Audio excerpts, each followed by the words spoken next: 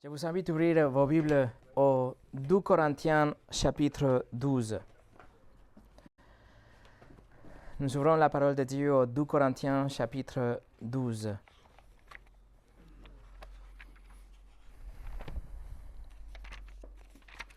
« 2 Corinthiens chapitre 12.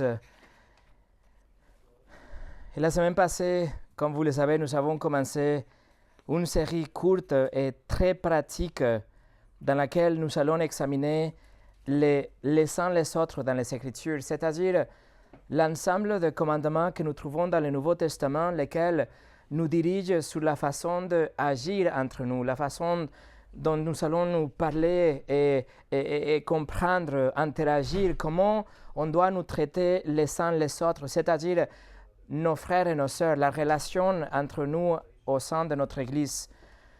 Nous avons vu que ces 59 commandements ne sont pas destinés à être une liste que nous devons remplir ou accomplir le dimanche, mais ce sont plutôt des flèches ou des panneaux de signalisation qui vont nous mener vers un objectif ultime. Et le but ultime est l'amour de Christ maintenant entre nous, que l'amour de Dieu, l'amour de Christ soit parmi nous. Vous savez que l'amour de Jésus est un amour sacrificiel, est un amour désintéressé, il est généreux, il n'est pas émotionnel, mais actif. L'amour de Jésus est considéré vers les autres. Il donne malgré ce qu'il reçoit. C'est abondant, permanent, c'est nourrissant, c'est réconfortant et humble, bienveillant, protecteur, patient, inconditionnel, etc. Mais pour que nous puissions arriver à cet amour-là, nous avons les uns les autres, les commandements dans la Bible qu'on appelle les uns les autres, qui vont nous amener dans cette direction pour que nous arrivions à aimer nos frères et nos sœurs, juste comme Christ a aimé l'Église. Et lorsque le monde verra cet amour unique qui est visible à l'intérieur de l'Église, qui est pratiqué par les membres d'une Église, Jésus a affirmé que le monde va savoir que nous lui appartenons, que nous sommes ses disciples. Les non-croyants et les visiteurs qui viendront ici seront émerveillés quand ils verront, par exemple, comment nous nous servons les uns les autres. Galates 5.13. Comment nous nous supportons les uns les autres, Colossiens 3.13. Comment nous sommes gentils et compatissants les uns avec les autres, Ephésiens 4.32. Comment nous nous encourageons les uns les autres, 1 Thessaloniciens 4.18.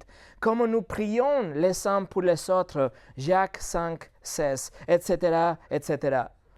Donc, les uns les autres sont vraiment un outil évangélistique.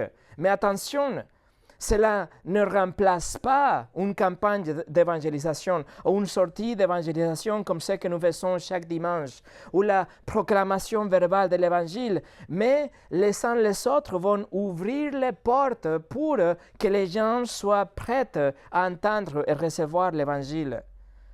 Nous avons vu aussi la semaine passée qu'il existe une condition évidente mais négligée pour pouvoir accomplir les uns les autres. La condition indispensable est d'être ensemble, être réellement ensemble, se réunir, passer du temps ensemble. Non seulement Hébreux 10, 25 nous instruit et nous commande de ne pas abandonner le rassemblement des saints, c'est-à-dire le culte de dimanche, mais aussi si nous ne sommes pas ensemble, si nous abandonnons la congrégation, cela va nous déchirer de pouvoir accomplir les commandements les uns les autres. Ça sera impossible. Et donc, l'amour de Christ ne pourra pas être poursuivi par les membres d'une assemblée. Après tout, le christianisme est le synonyme d'une fraternité, où la unité, la connexion et la dépendance, le christianisme, c'est du complémentarisme. C'est la confiance entre les membres et la communion entre les membres et la solidarité, etc. aussi. Et c'est ce que nous allons voir aujourd'hui. Aujourd'hui, nous allons voir ce qui peut être l'analogie la plus claire dans le Nouveau Testament, qui va nous dire comment doit être la relation parmi les membres d'une assemblée. Nous allons voir le corps humain comme l'analogie de l'Église. C'est ce qu'on va voir aujourd'hui, mais avant de commencer, nous allons prier ensemble. Seigneur, si nous sommes ici, c'est parce que nous t'aimons et parce que nous voulons te louer non seulement avec nos chansons, mais aussi avec notre vie. Et nous t'offrons notre vie pour qu'elle soit changée, pour que nous arrivions à appliquer ce qu'on va entendre de ta parole aujourd'hui. Seigneur, s'il te plaît, que nous soyons humbles pour recevoir, que nous voyions et nous comprenions l'importance de l'Église, de ces rassemblements des saints, que nous soyons engagés dans notre assemblée à travers de ta parole. Utilise ce temps ensemble pour nous humilier, nous réconforter, nous réprimander si nécessaire, mais nous faire grandir dans ce que tu veux que nous soyons. Nous remettons ce temps entre tes mains au nom de Jésus. Amen. Et mon message aujourd'hui s'appelle « Le corps ». La première épître de Paul aux Corinthiens, la deuxième épître de Paul aux Corinthiens est écrite pour corriger l'Église. Il avait beaucoup de problèmes à l'Église en Corinthe. Elle souffrait beaucoup de problèmes que, justement, nuisaient la cohésion de l'Église. Les membres de l'Église ne pouvaient pas être vraiment ensemble parce qu'il y avait tellement de problèmes. Il y avait beaucoup de divisions à l'intérieur de l'Église. Il y avait quelques-uns qui disaient qu'ils appartenaient à Paul. Il y avait quelques autres qui disaient « Non, moi j'appartiens à Apollos, par exemple ». En plus, il y avait de l'immoralité sexuelle, il y avait même des procès judiciaires entre les membres de la communauté de l'Assemblée, il y avait des problèmes au niveau du repas et la Sainte Seine du Seigneur, il y avait aussi l'utilisation et l'abus de dons spirituels, etc. Il y avait beaucoup de problèmes. Et Paul aborde de nombreuses questions dans cet épître, car en fin de compte, la conséquence d'avoir des problèmes à l'intérieur d'une assemblée, c'est que l'Église ne peut pas pratiquer les uns les autres. Nous ne pouvons pas nous aimer comme Jésus nous a aimés, et donc nous échouons à être un outil d'évangélisation aussi envers les autres et le monde de l'extérieur. Donc, quand on arrive au chapitre 12, il explique la nature et l'importance de la unité dans l'Église en regardant le corps humain. Dans ce passage que nous allons voir, il utilise le mot « corps » 16 fois, du verset 12 jusqu'au verset 27. Et il utilise la même métaphore, le corps humain, dans l'épître aux Romains, et l'épître aux Éphésiens, et l'épître aux Colossiens. Pourquoi? Parce que le corps humain, c'est un exemple parfait pour nous montrer l'importance de la union à l'intérieur de l'Église. Nous sommes une unité composée d'une diversité de membres, de parties. Donc, nous allons lire ensemble 1 Corinthiens chapitre 12, à partir du verset 12 jusqu'au 27. 1 Corinthiens 12, verset 12 au 27. 1 Corinthiens chapitre 12, verset 12 au 27. 1 Corinthiens 12, verset 12 au 27. Paul écrit « Comme le corps est un et a plusieurs membres, et comme tous les membres du corps, malgré leur nombre, ne forment qu'un seul corps, ainsi en est-il de Christ. Nous avons tous en effet été baptisés dans un seul esprit pour former un seul corps, soit juif, soit grec, soit esclave, soit libre, et nous avons tous été abreuvés d'un seul esprit. Ainsi le corps n'est pas un seul membre, mais il est formé de plusieurs membres. Si le pied disait « Parce que je ne suis pas une main, je ne suis pas du corps », ne serait-il pas du corps pour cela? Et si l'oreille disait « Parce que je ne suis pas un œil, je ne suis pas du corps », ne serait-elle pas du corps pour cela? Si tous les corps étaient œil, où serait lui? S'il était tout oui, où serait l'odorat? Maintenant, Dieu a placé chacun des membres dans le corps comme il a voulu. Si tous étaient un seul membre, où serait le corps? Maintenant donc, il y a plusieurs membres et un seul corps. L'œil ne peut pas dire à la main, « Je n'ai pas besoin de toi », ni la tête dire aux pieds, « Je n'ai pas besoin de vous ». Mais bien plutôt, les membres du corps qui paraissent être les plus faibles sont nécessaires. Et ceux qui nous estimons être les moins honorables du corps, nous les entourons d'un plus grand honneur. Ainsi, nos membres les moins honnêtes reçoivent le plus d'honneur, tandis que ceux qui sont honnêtes n'en ont pas besoin. Dieu a disposé le corps de manière à donner plus d'honneur à ceux qui en manquaient, afin qu'il n'y ait pas de division dans le corps, mais que les membres aient également soin les uns des autres. Et si un membre souffre, tous les membres souffrent avec lui. Si un membre est honoré, tous les membres se réjouissent avec lui. Vous êtes le corps de Christ, et vous êtes ses membres, chacun pour sa part.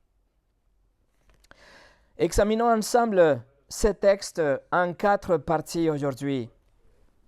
L'unité dans le corps, la diversité dans le corps, la souveraineté dans le corps et la dépendance dans le corps. Numéro 1, l'unité dans le corps. Et regardez le verset 12. Comme le corps est un et a plusieurs membres, et comme tous les membres du corps, malgré leur nombre, ne forment qu'un seul corps, ainsi en est-il de Christ. La première chose que nous devons voir, c'est que dans notre corps, le corps humain, nous savons que nous avons plusieurs membres. Et tous ces membres s'assemblent pour former une unité, notre corps. Il y a une unité entre les jambes et le cœur et les oreilles et la colonne vertébrale et le nez, etc. Toutes ces parties sont différentes et pourtant ils ne forment qu'un seul corps. C'est assez clair et c'est assez évident. Le doigt ne peut pas être par là et le cerveau de l'autre côté et votre dos de l'autre côté et qu'après votre doigt vient vous gratter le dos. Ça serait impossible, ça serait presque un film d'horreur. C'est pas possible. Le corps, alors, c'est une unité. S'il n'y a pas de la unité dans le corps n'existe pas. Et Paul est en train de parler de notre corps, le corps humain, notre corps physique. Mais au milieu du verset 12, Paul change. Et maintenant, il se met à parler de l'Église. Il passe de parler du corps humain pour parler de l'Église en tant qu'un seul corps. Paul dit, bien que les membres soient nombreux, ils ne forment qu'un. Et il en est de même pour Christ, le corps de Christ, au milieu du verset 12. Il est un. Son corps est un, l'Église. Mais l'Église est composée de plusieurs membres que nous sommes unis avec lui en tant que la tête de l'Église, la tête du corps. Colossiens 1,18 nous dit « Jésus est la tête du corps de l'Église ». Ephésiens 5,23 nous dit « Christ est le chef de l'Église, qui est son corps ». Donc, Jésus est la tête du corps. Jésus est la tête de l'Église. Si un corps humain perd ses 2 bras, par exemple, le corps continuera à fonctionner malgré de nombreux défis, mais il y aura de la vie, il y a une possibilité pour vivre, il y a de la vie à l'intérieur de ce corps, même s'il n'est pas complète. Mais si un corps perd la tête, si un corps est déconnecté de la tête, alors le corps est inutile, il est mort tout de suite, il n'y a plus de vie, le corps n'existe plus. Donc, qui est la tête de l'Église? Qui est la tête du corps qui est l'Église? le Seigneur Jésus-Christ. Christ est la tête, il est le chef, c'est de lui que vient toute la sagesse et la force et les directives et toutes les instructions et la vie même aussi vient de lui. Et bien que nous sommes de nombreux membres et que nous sommes divers, nous sommes tous unis en lui. Nous sommes un seul corps. Mais pourquoi nous sommes unis dans un seul corps? Comment ça se passe que nous sommes tous unis pour former un seul corps? La réponse est dans le verset 13. Nous avons tous en effet été baptisés dans un seul esprit pour former un seul corps. Soit juif, soit grec, soit esclave, soit libre, et nous avons tous été abreuvés d'un seul esprit. C'est-à-dire que toute personne dans la planète, peu importe la race et la couleur de la peau et les origines et le statut social, et pendant le temps de guerre et pendant le temps de paix, et s'il fait froid ou dans une île déserte, dans un sous-marin ou dans les stations spatiales, toute personne, quiconque se repent de ses péchés et place sa confiance en Christ, cette personne était baptisée ou immergé dans la unité d'un seul corps. Il était baptisé ou immergé par le même Saint-Esprit et il nous a placés en Christ. Nous sommes le même corps, un seul corps. Le corps de Christ et lui est la tête, le chef. C'est-à-dire que nul ne peut appartenir au corps de Christ sans que le Saint-Esprit ne réside en lui. Si vous n'avez pas le Saint-Esprit qui demeure en vous, vous n'êtes pas un chrétien. Et cela se produit une fois pour toutes au moment précis de votre nouvelle naissance, au moment précis de votre repentance et votre foi en Christ. Romains 8, verset 9 nous dit, « Si quelqu'un n'a pas l'Esprit de Christ, il ne lui appartient pas. » Donc, si vous avez l'Esprit de Christ, vous lui appartenez. Si vous n'avez pas le Saint-Esprit, vous ne lui appartenez pas. Vous n'êtes pas encore un chrétien. Mes amis, il n'y a pas un 12e baptême. Il n'y a pas une 12e dose du Saint-Esprit. Il n'y a pas un remplissage du Saint-Esprit. Non. Soit vous avez le Saint-Esprit en vous et vous êtes un chrétien, soit vous ne l'avez pas et le Seigneur n'est pas votre Seigneur. Vous n'êtes pas encore né de nouveau. C'est ce que Romains 8, 9 nous dit. Si quelqu'un n'a pas l'Esprit de Christ, il ne lui appartient pas. Point. Mais si l'Esprit est en vous, alors vous appartenez au corps de Christ. Et donc, il y a une unité à l'intérieur du corps de Christ en raison du Saint-Esprit qui demeure dans chacun de nous. Et c'est pour ça qu'il y a une unité à l'intérieur du corps de Christ. Nous sommes tous le corps de Christ. Ephésiens 4, verset 3 nous dit « Conservez l'unité de l'Esprit par le lien de la paix. » Nous sommes tous, mes amis, baptisés ou immergés par le même Saint-Esprit. Nous sommes tous ici grâce au même esprit. C'était le même esprit qui demeure dans chacun de nous, c'est-à-dire qu'il y a personne parmi nous qui est supérieur aux autres. Il y a personne parmi nous qui est inférieur aux autres. Nous sommes tous égaux. Nous sommes tous des pécheurs sauvés par la grâce à travers de la foi. Il y a à l'intérieur de l'Église des rôles différents, bien sûr. Néanmoins, nous sommes tous égaux. Nous sommes tous des transgresseurs de la loi, condamnés devant un Dieu saint. Nous avons tous mérité l'enfer pour l'éternité pour avoir transgressé la loi de Dieu. Mais ensuite, Dieu a ouvert nos yeux à la pécheresse, la laideur de notre péché. Et il nous a accordé la repentance afin que nous nous en détournions et nous accorder la foi aussi pour que nous puissions placer notre foi en Jésus-Christ, notre confiance en lui. Et nous avons cru qu'il est mort à notre place. Et nous croyons qu'il a pris notre punition, la punition que nous méritions et qu'il a satisfait de la justice de Dieu. Et nous croyons qu'il est mort, mais il est ressuscité 3 jours après. Et il a changé sa vie sans péché pour notre vie de péché. Et il a satisfait de la justice divine.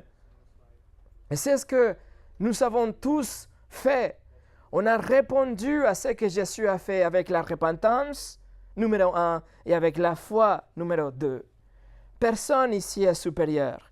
Personne ne peut se vanter. Nous sommes tous sauvés par la grâce à travers de la foi, par le pouvoir et la résidence du Saint-Esprit à l'intérieur de nous, qui nous place à l'intérieur de ce corps avec la seule tête qui est le Seigneur Jésus-Christ.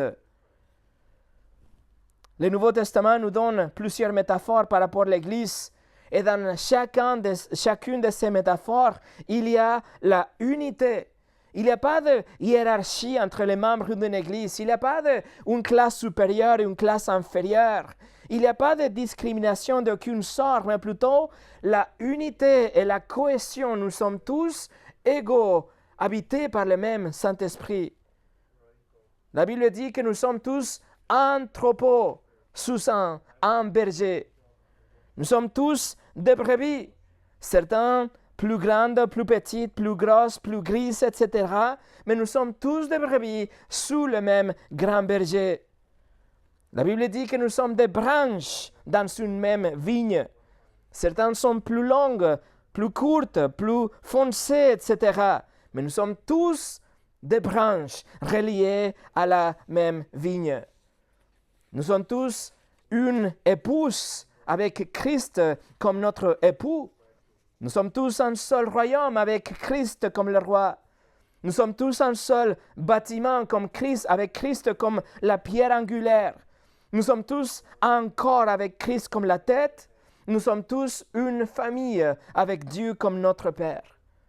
Donc vous voyez, il y a de l'unité. Nous ne faisons qu'un seul. Nous formons une unité en tant qu'une église et un corps.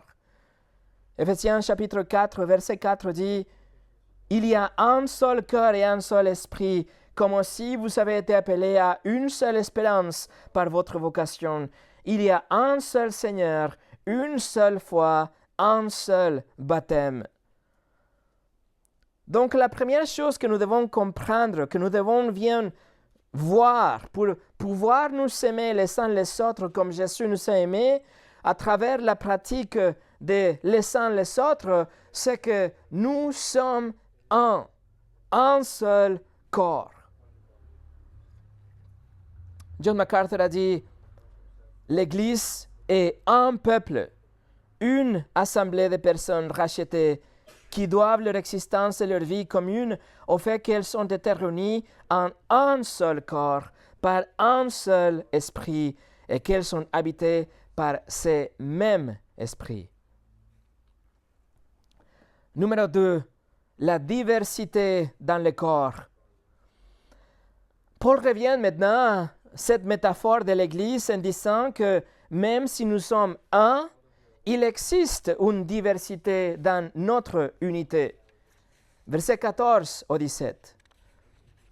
Paul écrit, « Ainsi le corps n'est pas un seul membre, mais il est formé de plusieurs membres. Si le pied disait, parce que je ne suis pas une main, je ne suis pas du corps, ne serait-il pas du corps pour cela?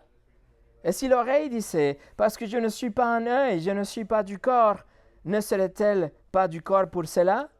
Si tout le corps était œil, où serait lui? S'il était tout ouïe, où serait l'odorat? » L'unité d'un corps humain est composée de nombreux membres. Vous le savez, des yeux, des oreilles, le nez, la bouche, la langue, les mains, les doigts, etc. Plus, il y a environ 78 organes internes majeurs qui fonctionnent ensemble pour nous maintenir et nous garder en vie et nous permettre de fonctionner correctement. Alors Paul personnifie chacun de ces membres du corps humain comme s'il se rendait compte qu'ils sont différents des autres et il se pose des questions, il commence à convoiter les fonctions des autres. Donc, au verset 15, le pied est jaloux de la main. Il dit, parce que je ne peux pas faire ça, je ne peux pas faire ce que la main fait, je ne fais pas partie du corps.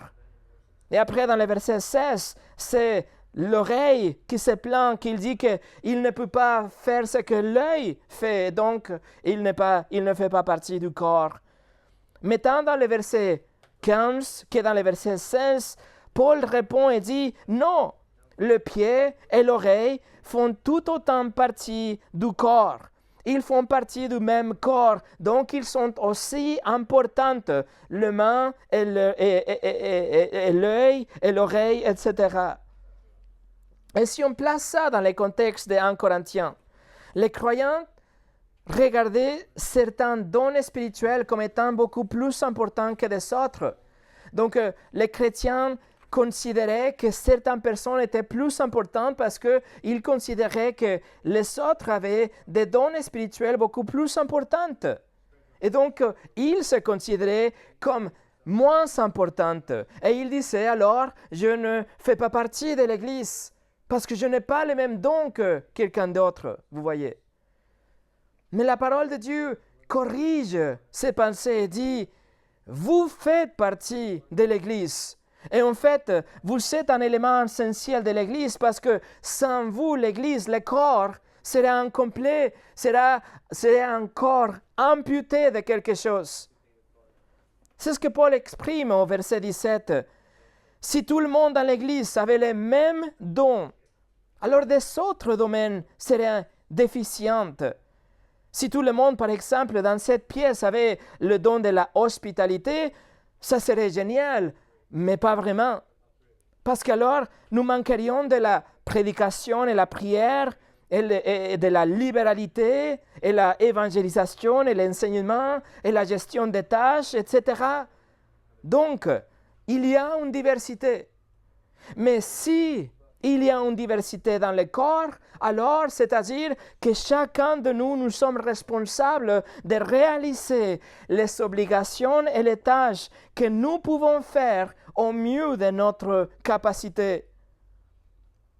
Vous voyez, si vous ne prenez une partie active dans la vie de ce corps, si vous n'utilisez pas vos capacités, et vos talents, et votre personnalité, et votre attitude, et aptitude, et ressources pour contribuer à la vie de ce corps, alors quelqu'un dans cette pièce est en train d'être abusé.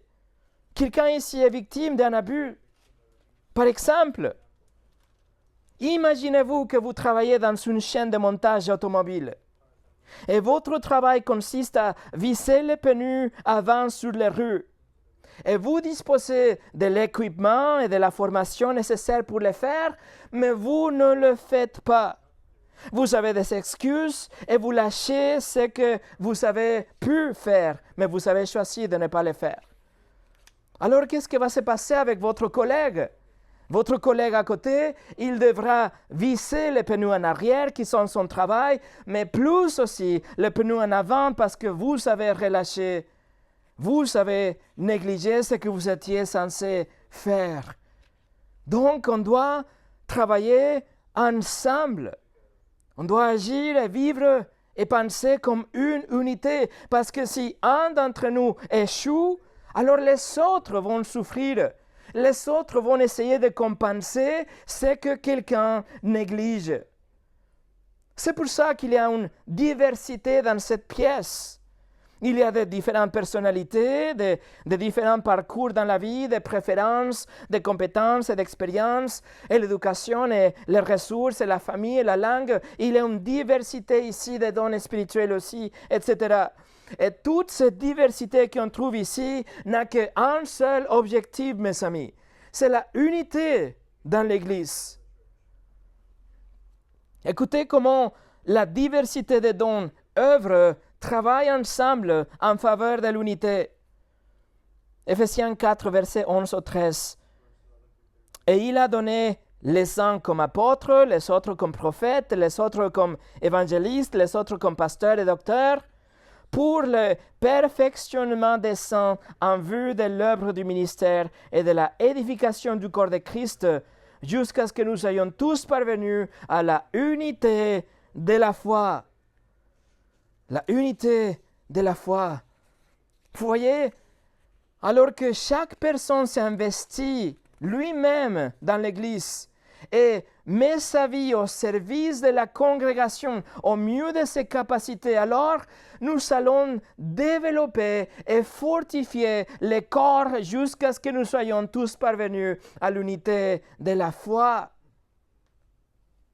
Par exemple, vous pouvez traduire, vous pouvez corriger les traductions, vous pouvez réparer des objets ou prier ou encourager ou cuisiner.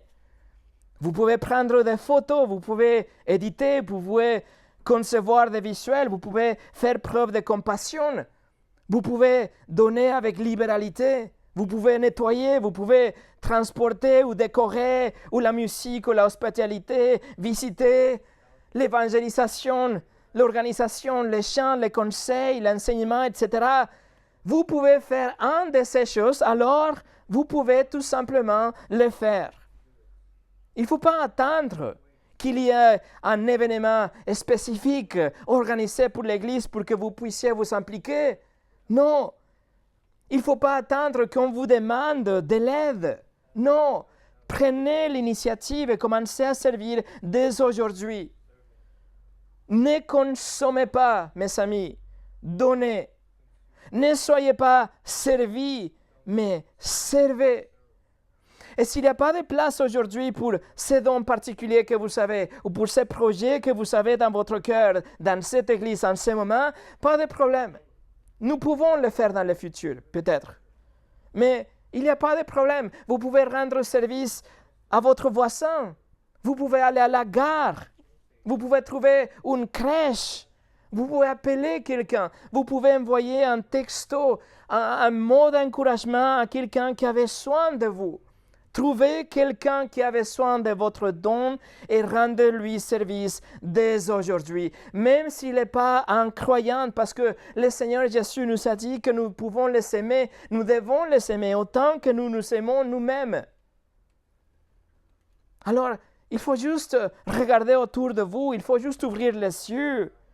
Et lorsque vous constatez qu'il y a un besoin, qu'un de vos frères, de vos sœurs, a un besoin, alors utilisez les dons que Dieu vous a donnés aujourd'hui et soyez une source de bénédiction dès aujourd'hui.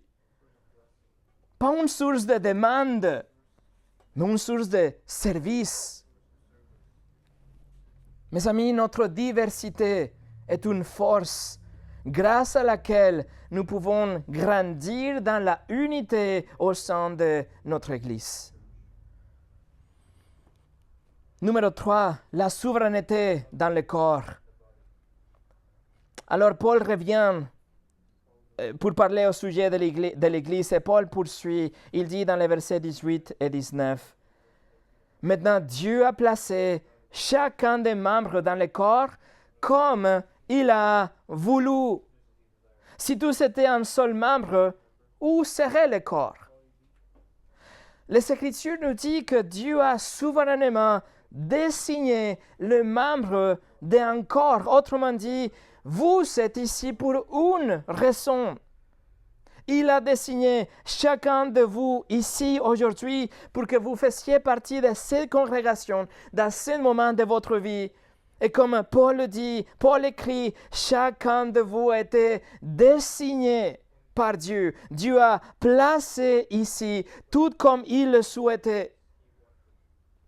Le grec traduit comme placer, ça peut être aussi disposer. Littéralement, ça veut dire placer quelque chose dans un endroit particulier. C'est-à-dire que Dieu a pris le temps, si vous voulez, les soins de vous placer ici. Il a placé chaque membre ici, comme Dieu l'avait souhaité. C'était sa volonté et il l'a fait, il vous a placé ici aujourd'hui Pourquoi? Parce que vous faites une partie essentielle du reste d'entre nous. Vous êtes quelqu'un. Vous savez quelque chose et vous pouvez faire quelque chose bien mieux que le reste d'entre nous. Alors, faites-le. Vos dons sont un don de la souveraineté de Dieu, mais il vous les a donnés à vous pour nous, pour la communauté. Les dons que Dieu vous donne, ce ne sont pas pour vous, mais c'est pour le reste d'entre nous. Ce que ça veut dire, c'est que chacun de nous devrait avoir un ministère, selon la façon dont Dieu vous a façonné et comment vous pouvez servir à vos frères et vos sœurs, mais vous devez avoir un ministère. Mes amis, un chrétien qui ne rend pas service, c'est une contradiction. Non seulement c'est une contradiction, mais c'est égoïste et c'est du péché même. Ça serait comme si les jambes refusent de marcher ou l'œil droit ne veut pas voir parce qu'il dit « mais il existe l'œil gauche, alors je ne veux pas faire mon travail ». En conséquence, le bras tenteront de compenser pour les jambes et le nez tentera de compenser pour les yeux et voilà la recette du désastre. Voilà la recette pour un corps inactif et passif et apathique qui va lentement mourir et tomber malade et mourir parce qu'il ne peut pas tout faire.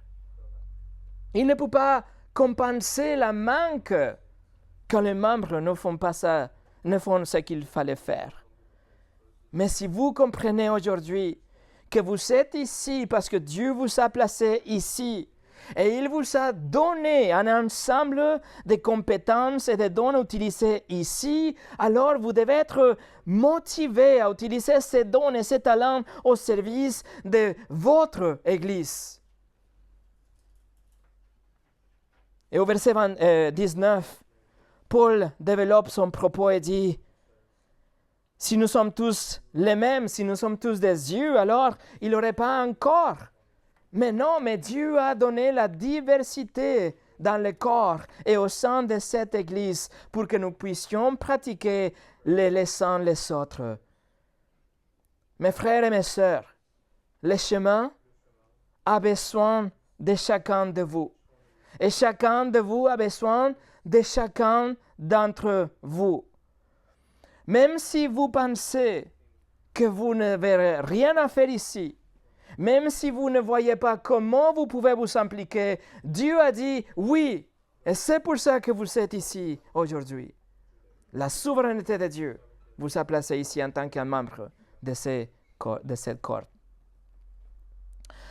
Jean Calvin a dit, Dieu n'a pas agi au hasard, ni sans raison valable, en attribuant différents dons aux membres du corps, mais parce qu'il était nécessaire qu'il en soit ainsi pour la préservation du corps.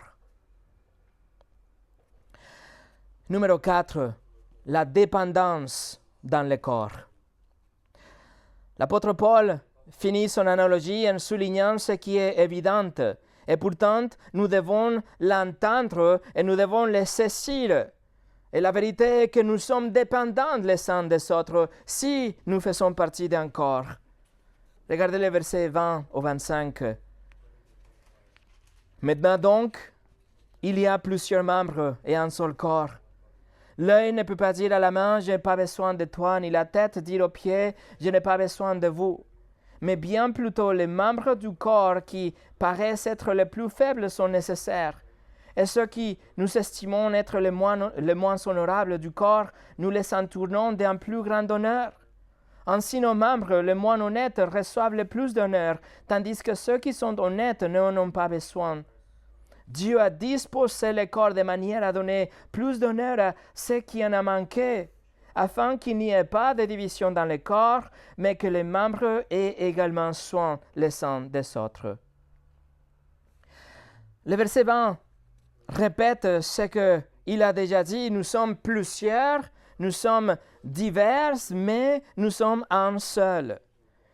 Après, le verset 21 nous dit que l'œil ou la tête ne peut pas mépriser les pieds, par exemple, parce que les yeux ne peuvent pas dire aux pieds qu'il n'a pas besoin de pieds ou de jambes, mais au contraire, les pieds sont aussi indispensables que les yeux, et les yeux ne serviraient bien au fonctionnement du corps si on n'avait pas de pieds.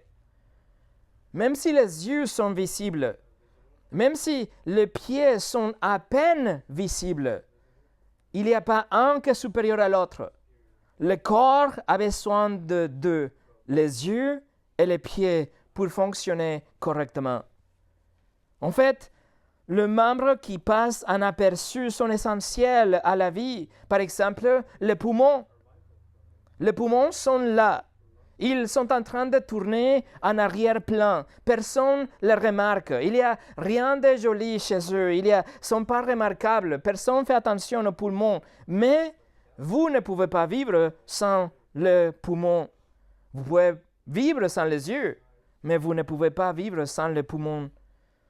Et avec les versets 23 et 24, Paul dit que ces membres qui sont les moins visibles sont en fait aussi honorables et sont aussi essentiels pour la vie et pour le fonctionnement du corps. Si vous deviez choisir d'être un membre d'un corps humain, par exemple, personne ici choisirait d'être un pancréas ou un foie. Et pourtant, ils sont tous les deux nécessaires. Et ils sont tous les deux honorables aussi. Ils assurent la vie et soutiennent la vie et le fonctionnement de notre corps. Dieu a ainsi disposé et composé le corps humain, mais aussi le corps de Christ, l'Église, avec des membres qui se démarquent davantage et pourtant des autres qui passent inaperçus, mais sont aussi honorables, car sur eux repose aussi la vie et le fonctionnement du corps. En conséquence, Paul dit dans le verset 25, qu'il ne devrait y avoir aucune division dans le corps, mais nous devons tous accorder la même attention à tous les membres, à ceux qui sont visibles et aussi à ceux qui tournent en arrière-plan, parce que nous dépendons les uns des autres. Nous sommes interconnectés, nous sommes qu'un seul corps. Et pour finir, nous sommes tellement connectés, nous sommes tellement dépendants les uns les autres, nous devrions être tellement connectés que Paul finit son analogie en montrant le niveau d'unité et de cohésion de l'Église. Versets 26 et 27. Et si un membre souffre, tous les membres souffrent avec lui. Si un membre est honoré, tous les membres se réjouissent avec lui. Vous êtes le corps de Christ et vous êtes ses membres, chacun pour sa part. Si quelqu'un souffre parmi nous, mes amis, nous tous, nous allons nous approcher de cette personne et nous allons essayer de le consoler, le réconforter et nous allons pratiquer la empathie et nous allons nous placer à sa place. Et dans ce sens, nous sommes en train de souffrir avec eux, avec lui. Nous allons ressentir la peine, le chagrin, et nous allons l'aider, l'encourager dans la mesure de nos moyens. Et il va de même pour la joie. Quelqu'un parmi nous est béni soudainement, alors nous allons nous réjouir avec cette personne, et nous allons louer le Seigneur, et nous serons encouragés, et nous allons partager la joie, car il est un membre dans notre corps, dans le corps de Christ. Vous voyez, il n'y a ni concurrence, ni envie, ni convoitise dans les membres d'une Église. Il y a de la dépendance, il y a une cohésion, il y a un partenariat, une empathie, de l'altruisme si vous voulez. Nous sommes ensemble et on a besoin les uns des autres. Moi, j'ai besoin de vous aimer et j'ai besoin que vous m'aimiez. J'ai besoin de vous exhorter et j'ai besoin que vous m'exhortiez. J'ai besoin de vous encourager et j'ai besoin que vous m'encouragiez. J'ai besoin de vous aider et j'ai besoin que vous m'aidez. Ce que vous portez aujourd'hui, laissez-nous vous aider à le porter ensemble. Ce dont vous avez besoin aujourd'hui, laissez-nous essayer de le fournir, d'essayer de pourvoir à votre besoin. Et Paul finit en nous rappelant à nouveau que nous sommes le corps de Christ ensemble. Nous sommes une église, mais aussi nous sommes individuellement des membres de ce corps.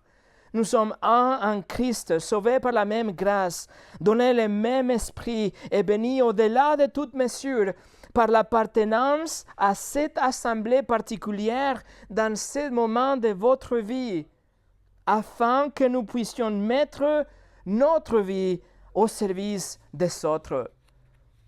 Mes amis, cette série est vraiment pratique. S'il vous plaît, ne partez pas d'ici aujourd'hui en pensant c'était une analogie sympa que Paul a écrite.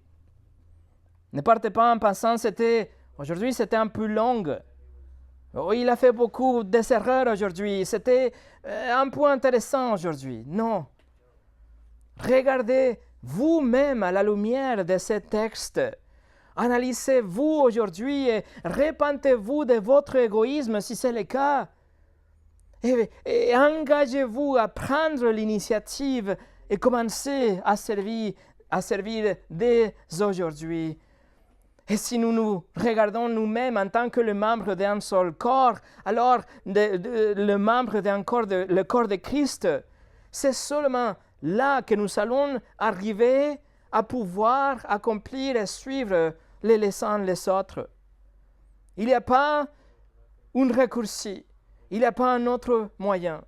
Nous devons nous servir les uns les autres et c'est à partir de là que nous allons accomplir le reste, comme on va commencer à voir la semaine prochaine. Prions ensemble.